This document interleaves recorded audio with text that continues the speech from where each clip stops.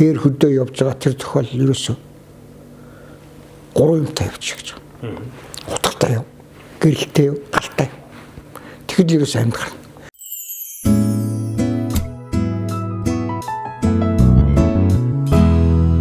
Хэл цэгмэн. Монголын залуучуудад, хүүхэд багчуудад одоо амьд гарах ухаан гэдэг одоо хичээлээр одоо танигдсан манай Амрын Эрхэнбаяр ах маань оролцож байна. Сайн байна уу та? Сайн байна. Сайхан аварж байна. Ажил төрний сайн байна уу? Сайн. За ингээд өнөөдөр бидэд амьч байсан ахтайгаа бас нэг хэсэгэн хоромч гэсэн чөлөөтэй ярилцаад ингээд бас яг одоо эрчүүдийн талаар бас одоо ярихаар ингээд таныг урьж оролцуулсан байгаа. За ингээд хамгийн эхлээд та бас өөрийгөө манай үзэгчдэд нэг товчхон танилцуулвал. Намайг Амрын Эрхэнбаяр гэдэг. Би телевизийн байгууллагт их олон жил ажилласан. Дараа нь бас нэг хууль зохиолох байгууллагт бас тодорхой хугацаагаар ажиллаж ирсэн. Судалгааны чиглэлээр. Тэгээ сүүлийн 10 гаруй жил амьдрах арга ухаан гэдэг сэдвээр хүүхдүүд хичээл залуучуудад хичээл заадаг тийм ажил хийж байна. Өөрийнхөө хоббигоор. Би ер нь баг 1989 оноос хойш явсан юм байна. Ер нь хээр хөдөө анх 3 гол экспедиц гэж байсан шүү дээ. Тэрэнд би туслахаар явж эхлэв.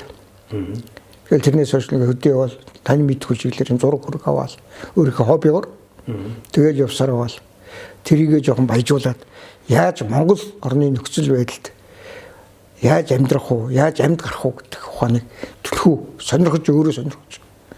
Тэгээд тэрийгээ жоохон ажил болгоё. Жоохон мэдээлэл цуглууллаа. Одоо нэг би ажил болгоё, мэдлэг болгоё. Мэдлэг болгохоос ганц өөртөө биш болохгүй юм байна. Энэ залуучуудад зааж өгөхгүй болохоо байчлаа. Яагаад тэгэхээр гадаадын залуучууд яаж амьд гарах уу гэдэг хичээл өндөр үнээр заалгаад байна шүү дээ.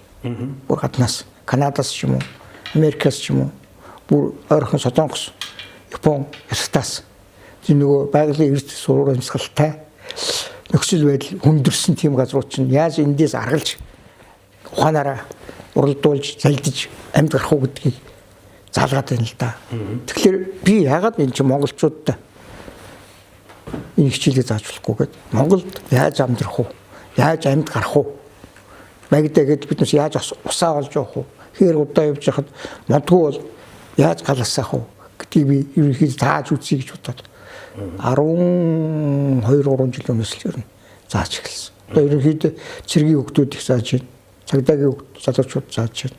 Тэгээ сүүлийн үед энэ Facebook-оор сошиалар хичээл нэлээ их орж байна. Тиймэрхүү ажил хийж явна. Энэ бол миний өөрийн л хүсэл сонирхлоороо л хийж байгаа. Хоббигоороо л амьд. За ер нь би бас таныг сонссон л доо. Монгол улсынхаа бас 21 аймгаар за мөн одоо маш олон сумаар одоо яг ингээд жилийн 4 улирал те Монгол улс ч онцлогтой шүү дээ. Жилийн 4 улирал бусад газрыг бодох юм бол эрсдэс уур амьсгалтай. Энэ одоо жилийн 4 улиралд бол бас ингээд аялаад ингээд явж исэн гэж. Тэгээ энэ бүх туршилгаас л одоо ер нь та өөрөө тэр их одоо зүйлийг гаргаж ирж одоо залуучуудад бол зааж байгаа болов уу ингэж бодож байна миний хувьд. Тийм ер нь тийм. Чи юм яваад ах тусам туршлага сууж штэ. Хүн шинэ одоо барилгачин олон жил барилга барих тусмаа туршлага суудаг шиг би энэ аялж байгаа явж байгаа хүн чинь за ингэж явах хэрэгтэй юм. Хангаа тэр бүсэд уултай бүсэд ингэж явуул их зүгээр юм байна. Ингээл ихтэй баг ядрах юм байна. Баг цуцах юм байна. Хоолой өвтгийг ингээ одоод ич болох юм байна гэдэг суралт өөрөө сураад байгаа байхгүй юу. Тэгээд их мундаг сурдаг мундаг мэдлэгтэй чадвартай бяртай хүчтэй хүн бас амьд гарахад бас хэцүү. Маш сайн өөрөө технологиг сайн эзэмсэн байх хэрэгтэй байна.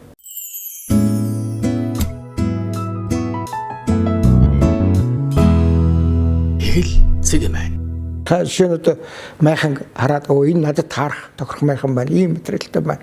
Ийм багантай байна. Ийм гацтай байна. Одоо ийм гэрэл тохиромжтой байна. Хөнгөн байх хэрэгтэй байна. Тусгалныг сайн байх. Тэрийг мэддэг хүн л амьд гарна шүү дээ. Одоо миний хамгийн их ойлгодог ойлголт энэ шүү дээ. Ерөөсө ухаанаар биш байхгүй. Ухаан гэдгээсээ илүү арга залиар амьдрна. Ер нь нийгэм чинь юм болчихлоо шүү дээ. Чи хөрөнгөний нийгэм шүү дээ тэр тий. Өчний социалист нийгэм биш. Нэг ардсан нийгэм биш. Яг хөрөнгөний нийгэм баг. Яг тэр шиг байгальд биднээс ухаан залиараа л гарна шүү дээ. Тэгэхээс одоо биеийн том мом хүчтийнхээ тэр бол хамаа байхгүй тий. Тийм л надад санагддаг. Тэгээ тэр арга туршлагаасаа би хүүхд залуучууд, тэр смө залуучуудад их заахыг хичээдэг. Энэ залуучууд чинь бас бүгдээрээ бас муу биш шүү дээ. Бас гайгүй сэргэлэн ухаантай бидний амьдралдаа үзэж хараагүй сонсоочгүй биднээс мэдсэн хүүхдүүд залуучууд их байна шүү дээ. Би тэр болохоор айл болох тэр төлийн домгой заахыг хичээдэг. Монголчууд бас их сонин хүмүүс шүү дээ. Тэгээ манай нэг найз өвгөн гадаадын сургуульд байдаг багшилдаг нэг өвгөн байдгийг. Миний үеийн өвгөн шүү дээ. Доктор. Тэр танаа монголчууд их сонио тэнийг юм өгөхлөөр тэнийг биш. Ухаантай юм өгөхлөөр ухаантай биш. Яаж ч ингэ яргалаад амиа аваа явуучих юм. Хаач ингэ хүнтэй танилцаад үе болчих юм. Танахны энийг тэр цаана ухрахнаас өгсөн өгдөл нэг өөр байна гэж ярьдаг байхгүй. Тэгэхээр биднээс тэр өгч нөгөө нүүдэлчин заншилтай холбоотой бил. Ерөөсөө л хэдэн зуун жил, хэдэн мянган жил гэж ерөөсөө нүгээс тасан тэр хаанч ташаад тасан зогсчихдаг, хаанч шууд амьдэрчдэг, хаанч ч юу ч хүн суулгаад идчихдэг, хэргэлждэг. Тэр сан ч нөгөө цуснд нь шингэсэн байт. Тэр нь тэгээд тэрийг бид зөв хөгжүүлээд өгөх юм бол зөв шүү. Хөгжүүлээд өгөх юм бол энэ хүүхдүүдийг биднээс хаанч амьдрах чадвартай болох гэж байгаа байхгүй. Би бол тэр чиглэлээр л бодоод идэв. Би яг амьдрах одоо амьд гарах гэдэг юм уу энэ юун дээр бас нэг хэд хэдэн зүйлийг бол бас сонсч ирсэн л да. Одоо та санаж байгаа бол 2009 онд байна уу? Нөгөө энэ цагийн Игэлбаатараар гарч ирсэн Доронтын нэг баян дунгийн билүү нэг хүү 9 настай илүү 7 настай хөө нөгөө мориноос очоод тэгээд 100 бүтэн 15 хоног хөвчөөр төөрч явсаар байгаа. Тэгээд онон голын хөвөн дээрээс нэг загасчин хоёр аав хүү хоёр олж яасан гэдэг. Энэ цагийн Игэлбаатар гэдгээр оржсэн. Тэгээд тэр хүүхдийг бол яг ингээд тэр чинь 7 настай хүүхдийг дүүлж охин шүү дээ юм те. Морь унж явж байгаа л нөгөө морио тарлж байгаад очсон. Тэгээд тэрийг сүүлд нь ингээд сонсож байхад бол ганцхан нөгөө пепсний сав байсан. Тэрэн дотор хэдэн чулуу хийгээл тэгэл шөнө ороо амьтан дагахад нөгөөх ингээл шажигнуулдаг те. Тэгэл тэрүүгээрээ ингээд амьд гарсан гэдэг нэг дэгжсэн. Тэгэхээр энэ бол ерөөсөө Монгол хүний яг таны сая хэлж байгаа те нөгөө тасан цогцох чадвар, өөрийнхөө амьдрах чадвар, өөр одоо бусад орны хүүхдүүдээс бол бас ялгаатай болов гэж бодож байгаа.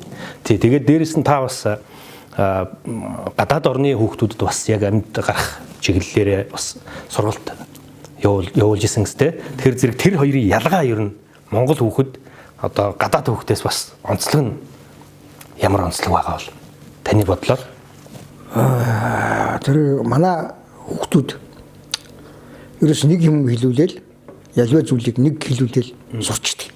Эгүй сонио.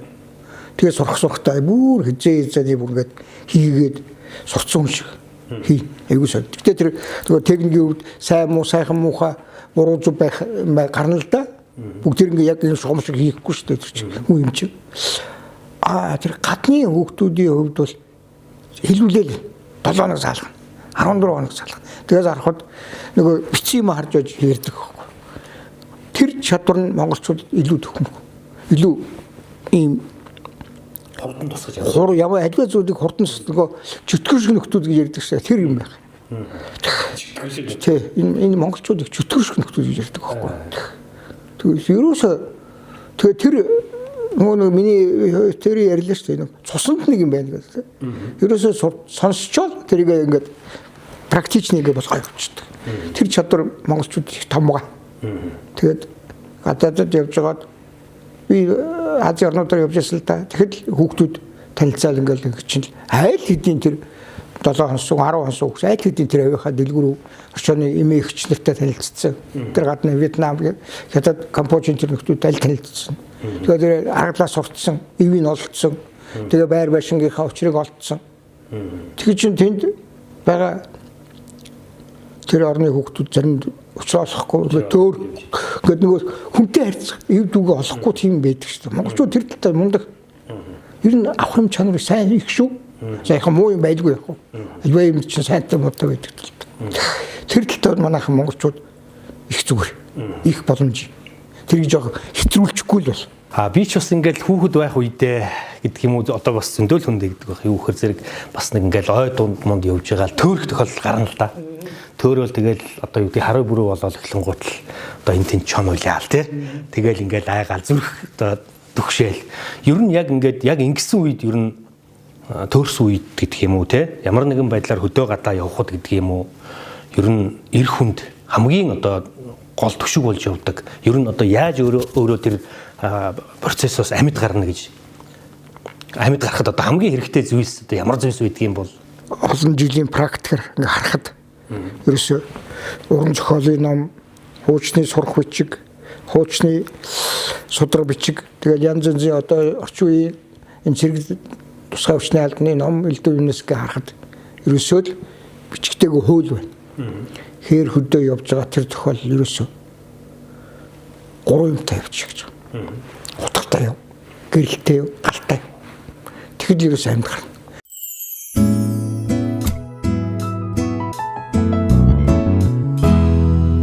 хэл цэгмэн. Нөгөө цаатан анчны үг гэдэг. 1970-аад онд бичсэн номд байдаг. Та утгатай яв, утгахгүй бол ерөөсөө амьд гэж битгий бод. Зөвхөн иж хідэн л итгэж яв. Утгатай л яв. Тэгэхэд ер нь бүгдийн учрыг нь олно гэсэн.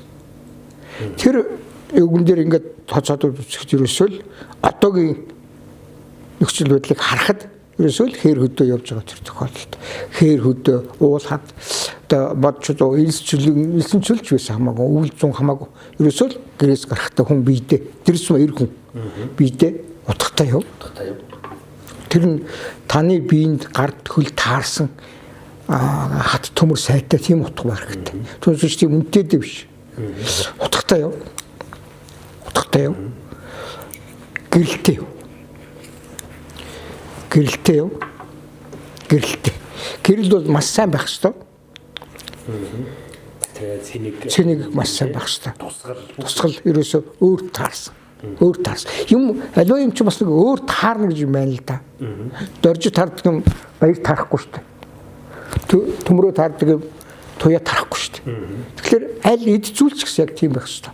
Ерөөсөө өөр тохирсон, өөр таарсан. Тийм юм байх, эд зүйл байх ёстой. Жишээ нь гэрэл маань тийм байх ёстой, утга маань тийм байх ёстой. Жишээ нь одоо чи бол надаас өндөр хүн шүү дээ. Тэгэхэд утгах жоохон сонирхож болж чи бол хангаан утгийн хүүхэд.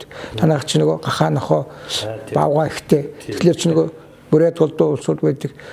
Өөрхөн кинжаалан утга барьдаг байж болно шүү дээ. Тэгэхээр чи би бол говийн хүүхэд. Ийм богино утга байж бол тий. Гар дэвтэй. Нөгөө яагаад гэхээр мах идэхэд энэ живтэй байхгүй. Тэгээ ер нь монгол үгүүд чи өөр мэдэн шүү дээ. Утгатай бол хоолтой. Тэр утгатай хүн чинь махаа огтлж идэв шүү дээ. Тийм биз? Тий. Огтлж үсэж идэв шүү дээ. Тэр утгунаараа ч гэсэн ерөөсөө утгатай бай. Гэрэлтэй бай. Галтай. Тэгээ ер нь тэр гуравтай байхад за хэр багийн тэр мод элдвэндээс гарч шүү. Тэгээ зүгчгээ ерөнхий баримжаалдаг. Тэгвэр манай Монголын уламжлалтаар арга ухаан байдаг. Ерөөсөө хээр хөдөө явж байдвал хүрдэг гэж үгтэй. Үгэртэй очдөг байхгүй. Үхрээд агаал. Тэр айлын үхэр харж ил үхрээд байгаа явж тэр айлын гадаа заавал очно. Бүр 150% 200% хэлээд. За бүр эвгүүтлээгүүд адуу бараат гэж үгтэй.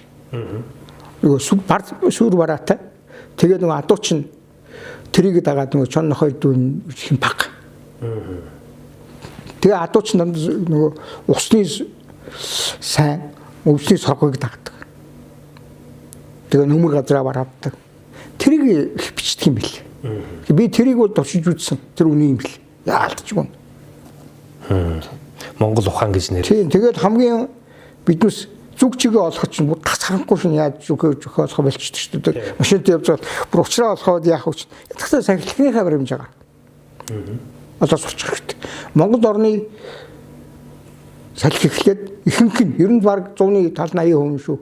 Баруун болон баруун хойноос байдаг. Тэгээ салхи ингээ үзээ салхитын дээр за тэгвэл биднес баруун хойноос тийшээ ингээ чигээ олчих шүү дээ. Одоо бол компс бүхэнтэй болсон амар өвчлөл л доо. Тэр наацхийн ухтун сургалт тархинд байх ёстой. Тэр сүм эр хүн. Ижиг эр хүн чинь өөрөө гэр ийг авч явах хүн шүү дээ. Аав хүн ямар байхаас шалтгаалаад үр хүүхэд гэр бүлийн өнгө төрөх чинь харагдах байхгүй. Тэгэхээр би аав өнкөөг уучраа олохгүй нэг магшглоод хутахгүй байвал таагүй да тийм ээ. Тэр чинь бас нөгөө мэдний хүмүүжлэлтэй холбоотой. Хүүхдээ хүмүүжүүлэхтэй холбоотой. Аав хүн гэснээс ер нь гэрээ эзэн хүн таны бодлоор ер нь Монгол ирэх хүн тэр дундаа тий ямар байгаасаа гэж та ер нь бодож явдаг бай. За би одоо бол яг 2026 оны сэтгэлдээ сэтгэхэд ерөөсөө их гүйлгүй ухаантай байх хэрэгтэй мэл. Аав хүн бол. Тэгээ аливаа зүйлийг ийм ойлгодог, тааруулдаг, нөгөө хүүхдүүдэд тааруулж гэр бүлээ авч явдаг. Эхнэртэй үр хүүхдүүдтэй. Түншиж нэг гүндүүгүүгээл тэр нэг ухаантай царайлал тэгэл би хүүхдүүд яадгүй загиндгүй уудгүй иддгүй тэр биш. Тэр одоогийн нөхцөл тарахгүй. Хуудчны манай нэг ярьдаг шүү дээ. Гүндүүгээр хүн гэхэлэр одоо дүггээр хүн болчих гээд шүү дээ тийм ээ. Тэгэхээр яд аливаа зүйлийг их зөв шийдвэр гаргадаг. Зөв шийдвэр. Дандаа эргээр үр хүүхдтэй болон бусдад нөгөө ийм үг шүү дээ Монголын бусдад саадгүй өрөөл таар саадгүй өөр тэргүй амьдраа. Тийм сэтгэлгээ илүү байвал Монгол хүн явчихна та. Тэгээд нэг ийм хамгийн дээд жаргалч эрүүлэнг сэтгэлийн амар амгалан баг. Гэр бүлдээ амар амгалан блог халих хэрэгтэй байхгүй. Тэр чинь Монгол эр хүний одоогийн чиний асуудаг асуулт шүү дээ. Монгол эр хүний Монгол аавын хутгын тэр ерөөсө гол ноён нур тэр гэр бүлээ амар амгалан байлгачдаг. Шаардлагатай юм өөрийнхөө ухаанаар шийддэг. Тийм байвал илүү үр дүнтэй илүү аав гэдэг талтай ноён руу талтай байх гэж би боддог. Түүнээс тэгээд нэг номтой байхаа илүү юм шийдчих асуудал биш. Нэг мөнгөтэй байгаад бүх асуудыг шийдчих асуудал биш юм шиг санагдаад байна. За одоо ингээд 26 он ингээл яг одоо нөгөө маш олон үеуд байна шүү дээ. Тэгээ одоо бол нөгөө Gen Z шиг альфа гэдэг ингээл олон үеуд. Тэгэхээр зэрэг энэ үеүүдэд байгаа одоо юу гэдгийг дайлангуй одоо нэг тим яриа байгаа шүү дээ нийгмийн одооны залуучууд бол одоо эрийн минь мэддэхгүй ч гэдэг юм уу тий. Тэгэхээр энэ талаар та ер нь юу гэж боддог вэ? Энэ бол мэдээж одоо юу гэдгийг гадны соёл нөлөөлж гинөө нэг бол одоо нийгэм өөрөө ингэж өөрчлөгдөөд ингэж гинөө тэр залуучууд тэгтэл тэр залуучууд маань яг нөгөө нэг Монгол эр хүн гэдэг одоо тэр хөгдхөн тэр юм одоо яг тэр залуучуудад байгаа юу сууж байгаа юу энэ талаар та ер нь нэг тодорхойлвол энэ дээр биднээс өөрсдөө алдаад бидний аав ээж биднээс шүү дээ бидний үе аав ээж бидний нийгэм биш шүү. Одоо төр зэсэгч гэдэг юм уу тэр нь буруу харах байхгүй. Бид хүүхдүүдэд их буруу хүмүүжүүлчихлээ. Дандаа л ирэхээрээ гэдэг байхгүй юу? Амийн ийм эрэхтэй хүн зодуулж болохгүй, ийм муугаа үзүүлж болохгүй, ингэж болохгүй. Энэ хүүхдээс илүү байх хэрэгтэй. Энэ төмөр цагаан бодуулахтай байгаа тийм цагаан бодуулах хүмсэх хэрэгтэй.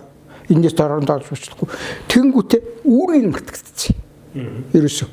Ерөөсөө 1990-ад оноос хойш манай ийм боловсрол гэдэг чинь өөр нөгөө юу гэдэг чинь өөр хоёр юм хугацаа шүү дээ. Хүмүүжил гэдэг чинь. Тэр чинь манайх боловсролд нь анхаарат хүмүүжлийг орхитуулсан юм бэл. Биднээс байхгүй. Би одоо ерөөсөө төр зэсэг тэр ерөнхий сайдыг би муулдаг. Энэ биднээс буруу байхгүй. Дайлангуй одоо гэр бүлийн хүмүүжил. Тэгээд эрхийн хитрхи яриад, эрхийн хитрхи анхааруулаад, сануулад үүрийг мартуулсан. Хариуцлага мартуулсан. Минийхөө ийм хариуцлагатай. За минийхөө эхнэр авал ийм хариуцлага хүлээж шүү гэдэг. Ерөөсөө ойлголтгүй. Энэ охинтой суувал тэгин чи баяжин одоо юу гэж гэдэг юм. Тэр сэтгэлгээгээд илүү энд нь суулгаад биднээс тархин гэмтээчдэг. Тэгээ биднээсээ алдаа.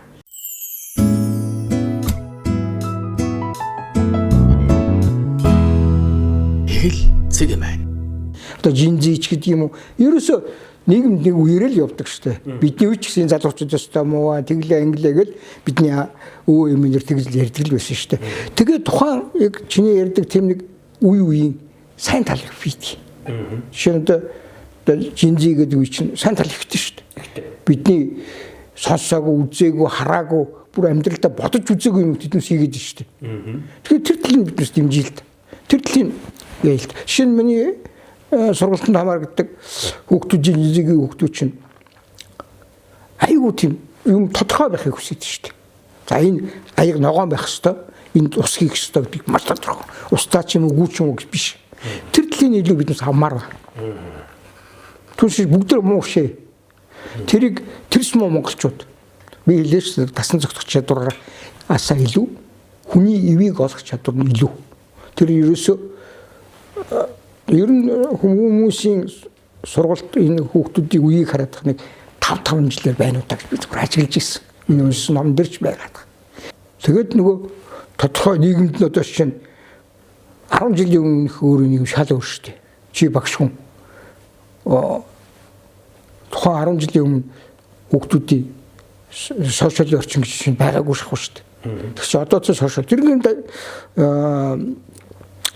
илүү төлхөө өгөөд илүү юм сургаж болох шүү дээ. Илүү өөрт улс оронч гэдэг юм уу ээж авдаа ч юм хэрэгтэй юм сургаж болох шүү дээ. Түүнээс би бол бүгдийг муу гэж хэлэхгүй. Ер нь альва улс үндэстний хүн амын 10% муу гэдэг гинлээ. Бүр тийм философи. Наад зүгээр Японы нэг эрдэмтэн хэлж ирсэн шүү. Манай хүн ам 145 сая хүнтэй. Хэдэн нэлээд олон жилийн өмнө. Тэрний 10% маш муу. Тэгээ чамтай таарч байгаа энэ усууд муу усууд чинь тэр 10% шүү гэж надад хэлжсэн байна. Тэгэхээр улс орон тодорхой хэмжээний муу усууд байгаа байхгүй.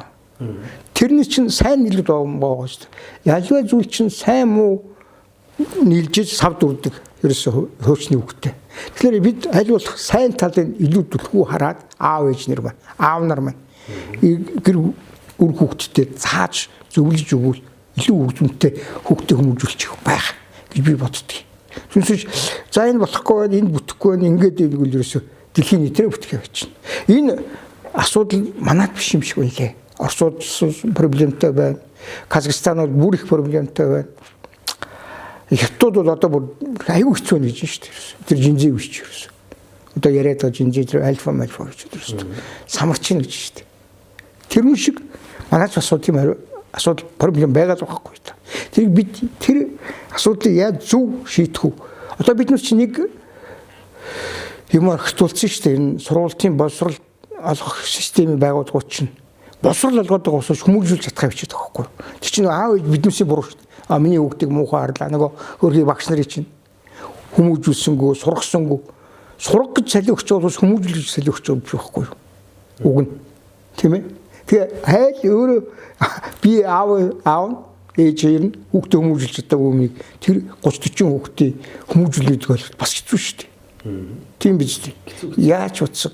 Шинэ ангид байгаа 30 40 хүүхдийг одоо бүр нэг ерөнхий боловсролын сургуулийн хэмжээнд тийм олон хүүхдийг нэг ганц багш хүмүүжүүлэх аюу хэцүү шүү дээ. Тэгээ хүмүүжүүлэх гээд үг хэлэхээр тэр багшийн буруу болчихдөг байхгүй. Тэгэхээр боломжгүй багш бүр тэрэнд ойртох чарга байхгүй. Тэгэхээр бид суурь хүмүүжүүлвэл одоо суур хүмүүжлэлтэй байх хэрэгтэй. Гэр бүлийн хүмүүжил сайн байх хэрэгтэй. Аав маань дүн нуруутай байх хэрэгтэй, ноён нуруутай байх хэрэгтэй, сэтгэлийн амар амгалан өгдөг байх хэрэгтэй. Тэгжиж энэ үе сайжирна. Энэ муу үе биш. Би бол муу үе гэж боддоггүй. Тэр бол миний бодол тийм шүү. Би бол нэг олон юм ном санаа элдв юмнаас харж байгаа л нэг тийм хэлээд байгаа шүү дээ. Өөрийнхөө бодлыг би ч өөр багш биш хүн биш шүү дээ. Тэгэхээр энэ олон юмыг харахаар нэг тийм асуудал гараад байгаа. Биднээс өөрсдөө болж байгаа. Аав ээжүүд. За манай эрхэм ахыг би бас маш олон зүйлийг одоо санаачилж анхдагч гэж ингэж бас бодож явдаг. Одоо жишээлбэл Монгол улсад анхны одоо цэргийн гэдэг юм уу эрчүүдийн айрам шоп гэж одоо дэлгүүрийг анх нээсэн. Таны хувьд одоо анхны гэж одоо толтой маш олон зүйлийг бас авторлж явдаг гэж ингэж сонссон. Тэр талаараа яриул да. За тийм ээ тийм. Би нэг өөрөө хоббигоор 2007 онд анх айрам шоп гэдэг дэлгүүрийг байгуулчихсан. Одоо энэ явж байгаа ийм дэлгүүр байх хэрэгтэй маань. Монгол эрчүүд зориулсан ийм байх хэрэгтэй. Ядахтаар бид ч нөгөө офицер сэрмүсийг дэлгүүрээс авдаг болчмоор шүү дээ. Хангалттай авдаг биш гэж бодоод ийм гутал өмсөх хэрэгтэй юм байна. Энэ гутал манад хэрэгтэй юм байна. Одоо айлын болгоон тэр хатуу гутал өмсөх үү? ширэн гутламжгүй гээл тэгж бодож байгаа нэг тийм 2007 онд тийм дэлгүүр байгуулсан юм аа. Тэгээд тэр мань их үр дүнтэй их олон салаалсан хүмүүс надтай ажиллаж байсан болон хамтарч төхөрд найрлж байсан улсууд их тийм сонин дэлгүүрүүд байгуулсан. Тэгээд тэр үедээ би 2008-9 онд Монголд анх удаа 5-1 гэж брэнд байдаг шүү дээ. Цэрэг тактик явуулсан. Тэрийг би Монголд анх оруулж иж үзсэн сонирхолтой юм байлээ. Монголчууд ч бас ийм хувцс байдаг гэдгийг үзэж харж өөрсдөө хэрэгжилж явна гэдэг чинь бас гоё л үт юм байл. Нэг тийм би. За 1999 онд UBS телевизэд анх ороод балхч захирал надад их итгэл хөдлөгч их найзуудтай бид нас чинь нэг ийм хиймээр ингээд анх кино албыг би 99 оноос ажиллуулад анх видео сууг гэдгийг ажиллуулж үзсэн. Одоо тухайн үедээ үзэгчдийг байлдан дагуулж шуугуулж исэн хөтөлбөрүүдийг биднээс гаргаж исэн. Яг тиймэрхүү сонирхолтой юм биэлдэ. Тэгээд өөр юмнууд бий. Тэгээ анхны нөгөө амьдрах арга ухааны Монгол байгальд амьдрах арга ухаан гэдэг номыг гаргалаа. Тэр зэрэг тусгай хүчний албаа гэж зориулж гаргалаа. Албан хэрэгцээ зориулж. Нэг тиймэрхүү зүгээр би өөртөө ингээд тэргээр баясч явдаг тийм сонин авторууд бий. Тэргээр л би ингээд хөгжиж баялж явж штэ. Яг миний хувьд бол зүгээр Эрхэн баяр гэж хүний хувьд би жоохон ном унших сонирхолтой. Номд хоббитой. Кино үзэх хоббитой. 2003 оны Монгол манайхан шогжоод 2003 оны Монгол улсын хамгийн их олон кино үзсэн үнээр тааш шалгууллаа шүү гэл над тэгжилсэн төмрөө бархан өнтер намайг тэгжилсэн. За ном гэснээс ном мэдээж та бол одоо ном унших хоббитэй гэж тэ тэр зэрэг одоо мэдээж та одоо амьдралдаа бол маш олон ном уншсан байгаа. Тэгэхээр зэрэг энэ номон дотроос яг одоо нэг эрчүүдэд зориулаад те. За нэг энэ номыг л олоод уншичвал ер нь энэ эр хүн ер нь ийм байх ёстой доо гэдэг имийг энэ номноос л одоо их олж авандаач гэдэг юм уу те. Магадгүй та тэр номноос амьдралдаа айгүй их тусгаж авсан тийм ном одоо магадгүй эрчүүдтэй зөвлөгч гэвэл та ямар ном нэрлэх вэ? Би бол одоо хүмүүс хуучинс гэж намайг битгий харин хэлээрээ. Би бол тунгалаг тамирыг уншиж юм байдаг. Үе. Ерөөсөө хуужирдаг. Эс үг хэллэг, үйлдэл, бүр нүдэнд харагдтал. Тодорхой боо ингээд харж бичсэн. Ир хүн ер нь юм байх хэвээр. Улгаан аюул захиур төмөр шиг, ухаан гаргуул эрдэн шиг. Ухаан гаргуул, зал гаргуул хин шиг, итгэл баян шиг. Тий. Юм руу ажва юм тууштай байна гэвэл итгэл шиг. Тийм байгаараа гэдэг бүх юм ингээд ерөөсөө ингээд томьёош ингээд бичиж өгсөн юм байхгүй. Сатотамгаа тунгалаг тамир. Миний хувьд шүү. Миний хувьд бол ерөөсөө сурах хүч. Үг хэллэг. Тэр чинь ерөөс ингээд уншаад хүн ингэдэг юм бидийг сонирм. Жохон босрол болоод ном үзээд эргээд нөгөө ном уншихлаар хараагүй юмнууд гарч ирээд идэв. Өө эн чи ийм үг байсан биш үү? Одоо ингэж зүүн тишээ ус үгээсэн чинь энэ ерөөсөө алхалтай ингэж үг явах хэрэгтэй байсан юм байна. Таяг тулах хэрэгтэй байсан юм. Гэдэг юмд тархинд нь ороод ирд юм бил. Тэгэхээр ерөөсөө зүгээр Монголын уран зохиолчдод бол миний лодод хамгаа тунгалаг тамир яхахгүй. Бүр сонгодог зохиол. Би энэ ерөөсөө бүх үеийн залуучууд, хөгшчүүд бүх асуудал би хэлэндээ. Хэлэх байх, хэлсэн зүг байх гэж бодож байна. Ядахтал тэн чинь байгалыг яаж илэрхийлж байна, тэ? Уул усны сайн сайхныг яаж хэлж өгч байна. Одоо уруу газар ус устдаг гэдгийг хүртэл зөв хэлж штэ, тэ? Тэрийг би ерөөсөө гайхамшигтай бичсэн зохиол, тэ?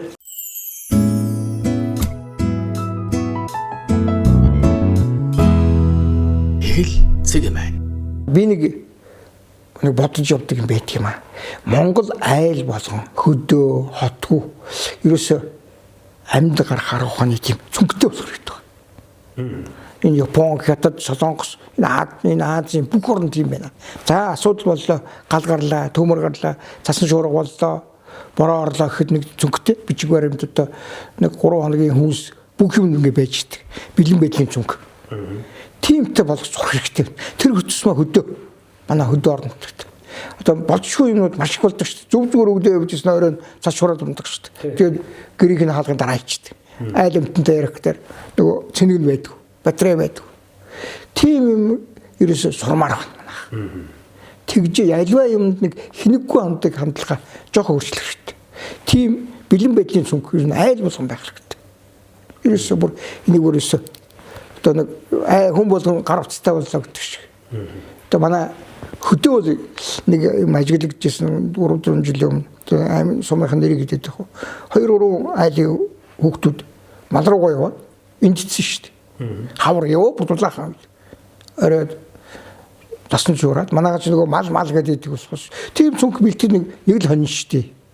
Нэг хоньор бэлтэж шүү дээ. Жижиг сажигмар цэвэр устай хоригтэй. Гал асаадаг юм байх хэрэгтэй. Лааш үдэнтэй хоригтэй. Сайн гарч идэнтэй байх хэрэгтэй. Тэрийг ер нь сумаар байна.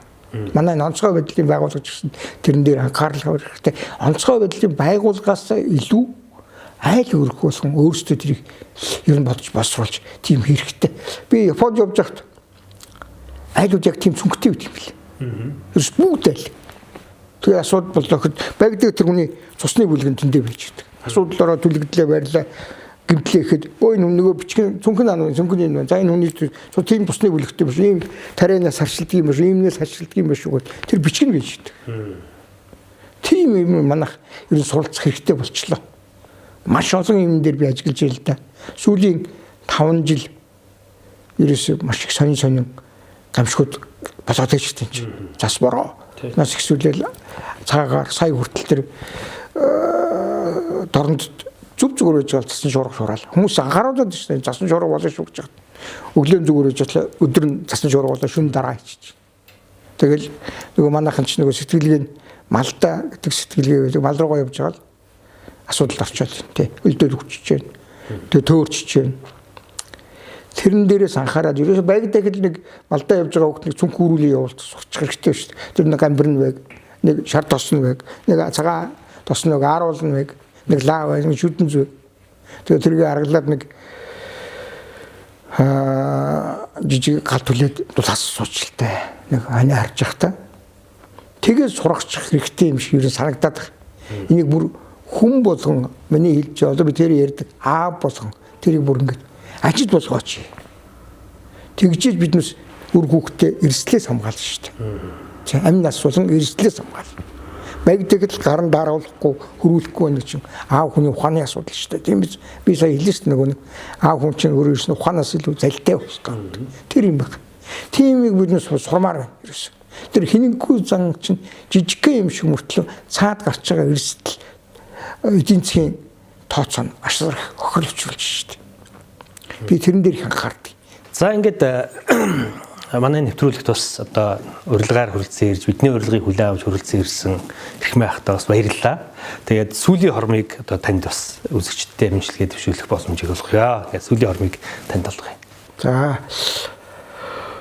За өнөөдөр чи нөгөө Монгол улсад шинэ үеийн зэвсэг хүчин үүсгэн байгуулсан 105 жилээ. Тэгээ бүх нийт ирчүүдтэй баярын мэндийг хүргэе. Тэгэд эрүүлэнх байгаараа, саруул сайхан байгаараа, элэг бүтэн байгаараа, сэтгэлийн амар амгалан байгаараа гэж ярив. Үр хүүхдтэй үлгэрлэн дуурах чадвартай. Тийм байгаасаа л гэж ирчүүдтэй хүсье та. Гол нь биднээсээ одоо миний хийх дуртай бол эрүүл байгаараа л гэж хэлье. Элэг бүтэн байгаараа. Сэтгэлийн амар амгалан байгаараа л гэж. Ерөөдөө. За баярлалаа. За баярлалаа.